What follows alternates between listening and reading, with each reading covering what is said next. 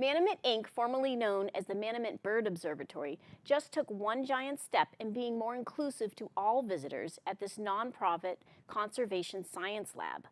After receiving several grants, they were able to add a fully accessible walkway that runs the length of the campus, as well as several parking spaces and doorways. PCN stopped in for the ribbon-cutting ceremony.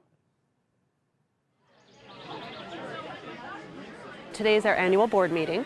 We have our trustees and counselors here, and we completed our accessibility project a few months ago, and we're having a ribbon cutting to show the trustees and our counselors what a great job that the project has come to be. The accessibility project, really, I break it down into three pieces.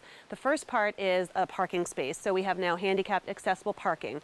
And then the outdoor part was connecting the parking to our front door. And we now have an indoor classroom that is accessible. So as you walk out of your vehicle, you're able to take a wheelchair or a walker to the front door. We have an electronic paddle that opens the door. And when you go inside, there's an indoor classroom that's accessible, as well as a restroom that's accessible. And it's important to know that we didn't have a classroom on the first floor before. So it used to be upstairs and we had no elevator. So that's why it's such a significant accomplishment.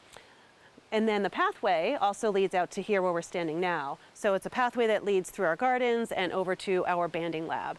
And the banding lab is where we really host a lot of school groups and a lot of visitors during banding time, which is spring and fall migration.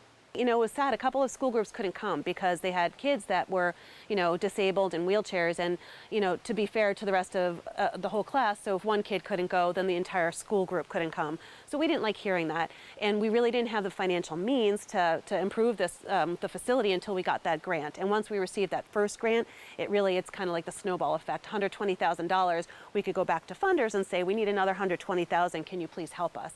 And we have something to show them now. I've been at Manomet now for 13 years, and I, like many other people, didn't even know it existed. So, it's just a beautiful place to work, and it's a beautiful place to visit.